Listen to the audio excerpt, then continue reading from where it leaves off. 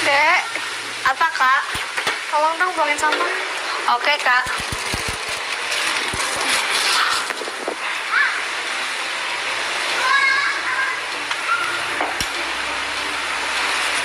Kak, tadi masa aku lihat orang buang sampah sembarangan, padahal kan ada tempat sampah di situ, Kak.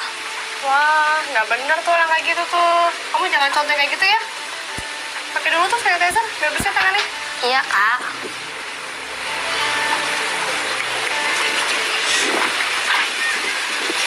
Udah, nggak usah dipikirin. Apa yang kamu lakuin udah bener kok. Kesadaran terhadap lingkungan itu memang harus ditingkatkan supaya bisa menjadikan kebiasaan yang baik. Kakak bangga deh sama kamu. Iya, Kak. Adik tahu kan, kalau menjaga kebersihan dan peduli terhadap lingkungan adalah salah satunya untuk menghindari bencana yang mungkin terjadi. Iya, Kak. Tapi kan kalau membuang sampah sembarangan bisa menyebabkan banjir. Nah, itu benar banget. Penyebab banjir salah satunya adalah karena menumpuknya sampah dan membuat tersumbatnya aliran air. Untuk itu, pentingnya diciptakan rambu-rambu untuk mengingatkan kita kembali untuk selalu waspada. Contohnya, rambu dilarang buang sampah. Ada pernah lihat kan? Iya, Kak. Adik pernah lihat. Nah, untuk rambu-rambu tanda rawan bencana juga ada loh, Dek. Contohnya seperti ini. Oh iya, Kak.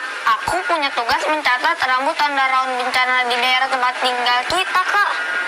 Nah, adik-adik juga punya tugas yang sama kan? Adakah rambu-rambu tanda rawan bencana di tempat tinggal kalian? Dan apa arti rambu-rambu itu? Tuliskan pada buku latihan kalian ya. Jika ada kesulitan, mintalah bantuan ayah, ibu, atau kakak di rumah. Hai teman-teman, kamu masih semangat kan belajar mengenal bencana yang mungkin terjadi di sekitar kita? Masih dong, sebab kakak masih akan menepati janji kakak pada awal pertemuan kita di pekan ini.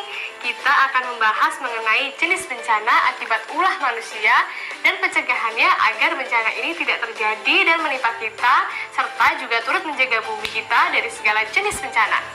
Wah, asik! 4 jenis bencana karena ulah manusia. Abrasi atau erosi pantai itu seperti pengikisan tanah pada daerah pesisir pantai yang disebabkan oleh ombak, hilangnya ekosistem di bawah laut, dan penambangan pasir yang dilakukan oleh manusia. Pencegahannya, Kak? Untuk mencegah terjadinya abrasi, kita bisa menjaga ekosistem laut seperti ikan dan terumbu karang, juga menanam pohon bakau atau mangrove. Jadi, kalau kita melakukan pencegahan itu, air laut akan tertahan dengan pohon bakau dan terumbu karang ya, Kak? Dan tidak mengurangi dampak pengikisan. Betul banget, Dek.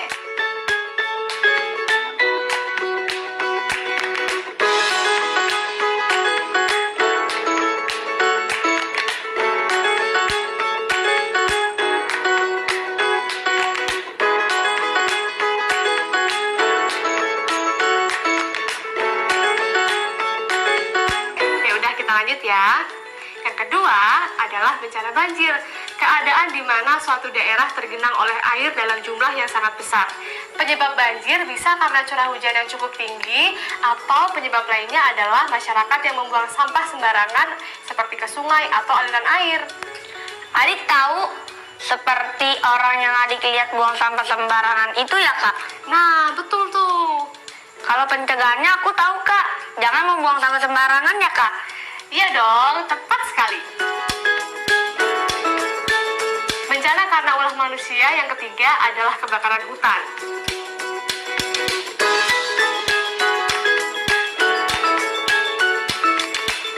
Kebakaran hutan ini bisa disebabkan oleh musim kemarau yang berkepanjangan dan pembukaan lahan untuk perkebunan. Kenapa bisa berbahaya, Kak? Karena jika hutan terbakar, ekosistem yang ada di dalamnya akan terancam punah, Dek. Semisal satwa liar dan juga sebagainya. Belum lagi, dampak perubahan iklim atau pemanasan global akan semakin terasa jika hutan di bumi kita hanya tersisa sedikit. Ngeri ya, Kak. Soalnya dampak pemanasan global sangat berpengaruh buruk terhadap kita. Lalu cara pencegahannya gimana, Kak? Nah, cara pencegahannya itu dengan memantau titik api agar kebakaran tidak meluas. Dan juga peran patrol penjaga hutan agar tidak ada orang yang dengan sengaja membakarnya. Oke, kakak lanjut ya. Yang keempat itu ada tanah longsor. Adik tahu nggak kalau tanah longsor itu disebabkan oleh apa? Gempa bumi, Kak. Betul sekali, salah satunya gempa bumi. Lalu beban yang berlebihan dan getaran dari mesin kendaraan. Nah, cara pencegahannya adalah dengan tidak membuat rumah di bawah tebing dan memotong tebing menjadi tegak. Oh, jadi begitu, Kak. Adik sudah paham mulai sekarang. Aku akan mengajak teman-teman untuk menjaga lingkungan dengan banyak cara seperti yang tadi Kakak contohkan. Yuk teman-teman, kita jaga lingkungan tempat tinggal kita. Dek, kamu udah paham belum penyebab bencana alam yang tadi kakak udah jelasin ke kamu? Sudah, Kak. Nah, sekarang kakak punya pertanyaan nih buat kamu. Nanti kamu jawab ya. Iya, Kak, siap. Oke, jadi yang pertama, apa penyebab abrasi pantai? Karena ada penambangan pasir, terus rusaknya ekosistem laut, Kak, seperti terumbu karang. Betul banget. Lanjut ke pertanyaan berikutnya ya. Oke, Kak. Bagaimana cara agar sampah tidak dibuang ke sungai? Melatih kebiasaan untuk membuang sampah pada tempatnya, Kak. Pinter. Oke, lanjut lagi. Menurut kamu, apa cara yang tepat agar kebakaran hutan tidak terjadi lagi? Memantau titik api agar kebakaran tidak meluas. Terus apalagi ya, Kak? Terus melakukan patroli menjaga hutan agar tidak ada orang yang dengan sengaja membakarnya. Oh, Setelah kita banyak belajar mengenai bencana karena ulah manusia, kakak yakin nih, pasti adik-adik di rumah mampu menjawab pertanyaan ini. Nah, sekarang kakak punya pertanyaan buat adik-adik yang di rumah. Kakak minta adik-adik yang di rumah untuk menulis kembali mengenai imbauan, larangan, atau perintah untuk mencegah bencana alam yang terjadi di sekeliling kita. Semisal nih ya, kakak kasih contoh untuk kalimat imbauan. Menanam pohon akan menyelamatkan lingkungan. Begitu juga dengan kalimat perintah dan larangan yang bisa kamu simak di tayangan ini. Nah, adik-adik coba diingat, kalau kamu membuat imbauan berbentuk larangan atau perintah, jangan lupa menggunakan tanda seru di akhir kalimatnya ya. Dan jangan lupa lengkapi juga pertanyaan berikut di buku latihan kamu.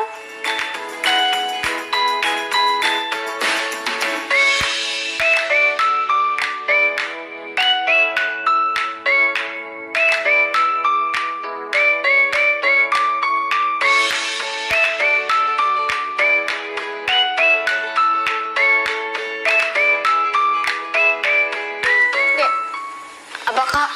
Kamu kenapa sih kalau lemes banget? Iya nih, Kak. Aku bingung nih dengan soal ini. Coba sini kakak lihat. Oh, yang ini ya? Iya, Kak. Coba kakak jelasin ya. Oke. Kalimat panjembuk itu adalah sebuah gabungan dua kalimat yang dihubungkan dengan kata penghubung sehingga menjadi sebuah kalimat yang utuh. Contoh, Andi sakit perut, Andi makan sambal. Nah, dari dua kalimat tersebut bisa dihubungkan menggunakan kata karena yang menjadi Andi sakit perut karena makan sambal. Itu deh. Oh, begitu, Kak. Oke deh, aku kerjakan dulu. Oke. Nah, adik-adik yang di rumah juga punya tugas yang sama kan? Yuk kita kerjain bareng-bareng tugas tersebut.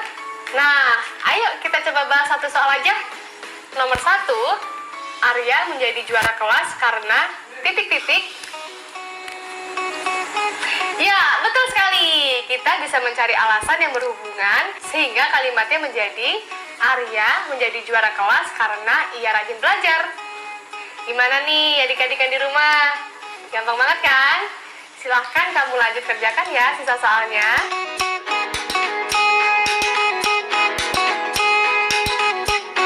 Hai adik-adik, ini dia nih yang paling kita tunggu-tunggu. Waktunya bermain games.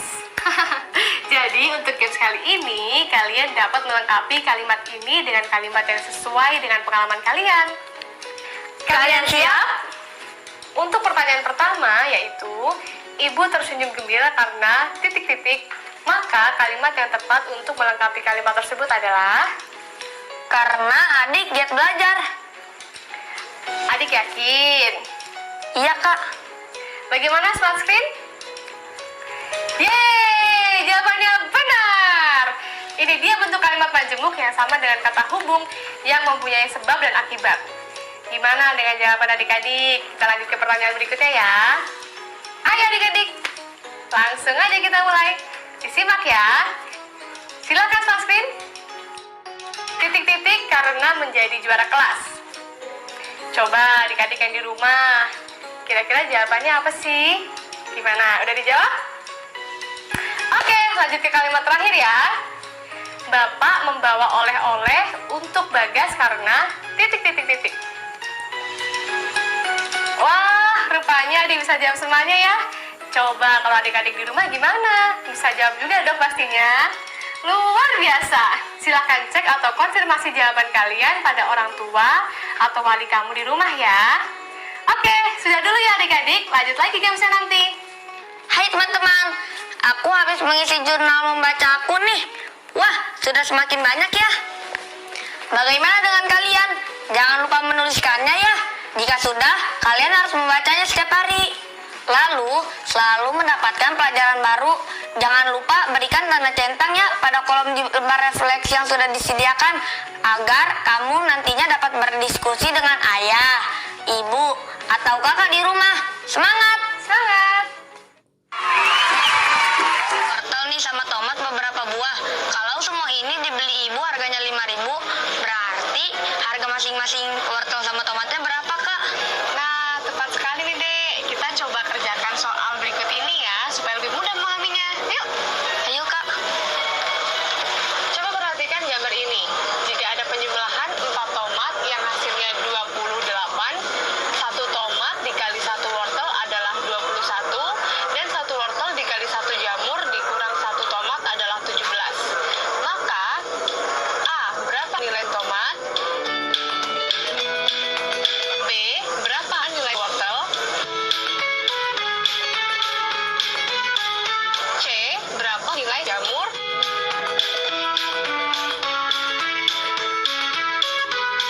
Aku lupa nih caranya, Kak.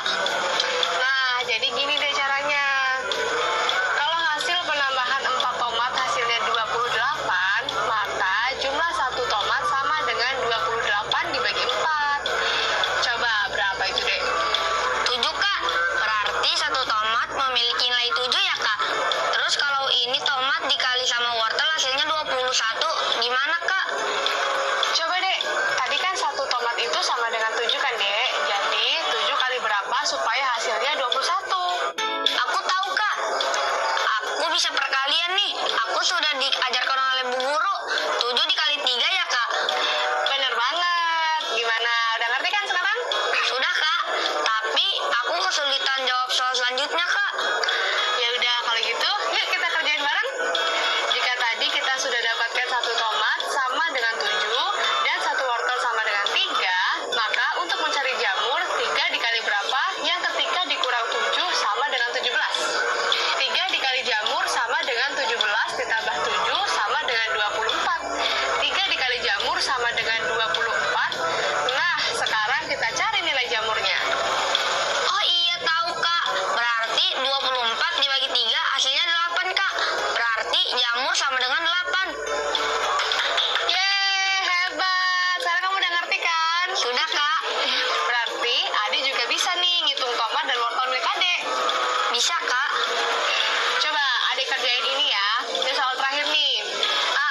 Berapa satuan dari nilai tomat? B. Berapa satuan dari nilai wortel? C. Berapa satuan dari nilai jamur? Kak, aku tahu, Kak. Hasil satuan tomat sama dengan 7. Hasil satuan wortel sama dengan 3. Hasil satuan jamur sama dengan 8. Nah, itu betul banget. 100 deh buat kamu. Yeay.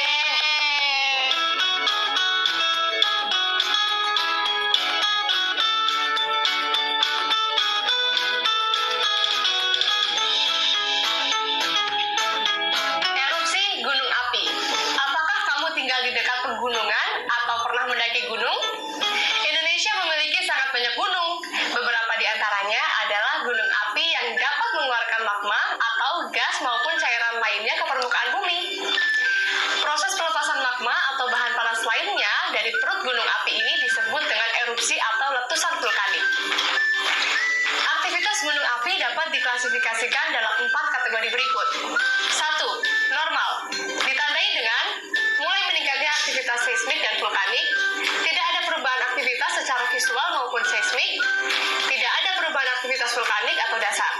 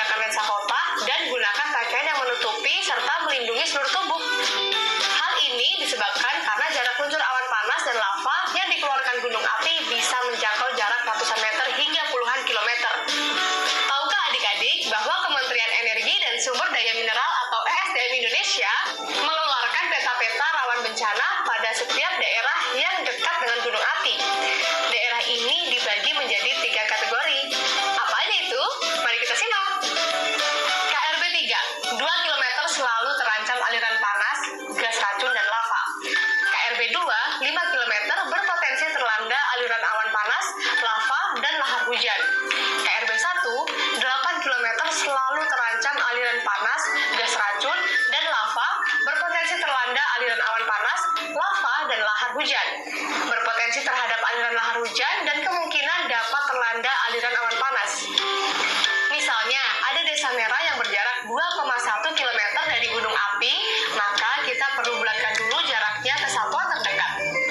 Berhubung 2,1 lebih dekat dengan angka 2 daripada ke angka 3, maka bisa kita simpulkan bahwa desa merah berjarak 2 km dari gunung api yang artinya masuk ke dalam daerah kategori KRB 3. Sementara itu, ada desa Rapi yang berjarak 2,5 km dari gunung api, maka kita dapat bulatkan jaraknya ke 3 km. Dengan demikian, desa Rapi masuk dalam kategori KRB 2. Dan jika jaraknya lebih dari 5 km, maka dapat dikategorikan masuk ke dalam KRB 1. Oke adik-adik, apa manfaat erupsi gunung api dan positifnya bagi bumi? Apa Kak? Itu kan bencana, bagaimana mungkin ada manfaatnya? Ada dong. Nah, hal ini disebabkan karena erupsi gunung api dapat menyemburkan tanah, mendinginkan atmosfer, membentuk daratan baru, dan menghasilkan bahan mentah seperti emas. Coba adik-adik tebak, berapa banyak gunung api di Indonesia? Berapa Kak? Penasaran aku. Indonesia adalah negara dengan gunung api terbanyak di dunia. Ada 172 gunung api aktif.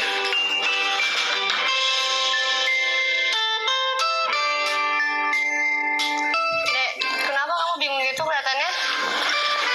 Iya nih Kak, aku mendapat tugas membuat peta kawasan rawan bencana atau KRB di daerah masing-masing. Caranya adalah dengan mencari tahu desa-desa yang terletak di sekitar pegunungan dalam radius 2 km atau KRB 3, 5 km atau KRB 2, dan 8 km atau KRB 1. Kita bisa memanfaatkan Google Maps atau peta dalam bentuk cetak untuk mengetahui jarak-jarak lokasi. Oh, gitu. Oke, kalau gitu, ayo kita kerjain. Lihat barcode ini ya, Dek. Kita bisa menggunakan barcode ini dengan cara pindah QR atau dapat melalui kamera. Arahkan kamera perangkat pada gambar di samping kiri. Klik tautan tersebut dan situs dapat dibuka pada perangkat. Pastikan kamera kamu fokus dan muncul instruksi membuka tautan atau bisa kunjungi situs www.google.com/maps/ pada internet. Ini muncul soalnya, bagaimana ngerjainnya Kak? Apabila kamu tidak memiliki peta daerah atau informasi yang cukup untuk mengerjakan peta rawan bencana di daerah kamu bisa mengikuti data berikut dan membuat peta KRB Gunung Merapi yang terletak di Provinsi Daerah Istimewa Yogyakarta. Kakak kasih contoh ya, misalkan pada pertanyaan nomor 1. Desa Glogaharjo memiliki jarak dengan Gunung Merapi sejauh 3,8 km. Setelah jaraknya kita bulatkan, hasilnya berapa nih, Dek? 4 Kak. Berarti kategori KRB-nya masuk ke dalam kategori 2 ya Kak? Karena jumlah kilometernya sudah lebih besar dari kategori KRB 1. Betul banget, Dek. Wah, iya Kak, adik paham. Nah, teman-teman, yuk lanjutkan mengisi jarak setelah dibulatkan dan memasukkan kategori KRB-nya pada tempat yang tersedia. Jangan lupa diskusikan bersama ayah, ibu, atau kakakmu. Semangat! Wah, cerita dari Giri membantuku untuk mengerjakan tugas Kak. Membuat tabel yang menuliskan nama desa, jarak dengan Gunung Sinabung, dan jarak dengan Gunung Sinabung setelah dibulatkan. Lalu buat peta KRB-nya seperti pada contoh pada latihan sebelumnya Kak. Wah, iya kan, Dek? Nah, adik-adik, yuk lanjutkan mengisi jarak setelah dibulatkan dan memasukkan kategori KRB pada tempat yang tersedia. Jangan lupa, diskusikan bersama ayah, ibu, atau kakak kamu ya. Hai teman-teman, masih tetap semangat kan? Ayo, tetap semangat ya. Banyak loh yang udah kita lakukan hari ini. Iya, banyak sekali yang sudah kita lakukan. Hebat! Nah, sekian dulu ya perjumpaan kita hari ini. Jangan bosan-bosan ya untuk mengulang pelajaran di rumah. Iya, tidak ada kata bosan dan malas untuk belajar. Dan jangan lupa untuk mencentang di kolom lembar refleksimu ya. Tetap semangat untuk menjaga dan melestarikan lingkungan kita. Semoga ilmu yang disampaikan hari ini bisa bermanfaat untuk kita semua. Sampai jumpa lagi dan ingat ya, selalu jaga kesehatan. Dadah!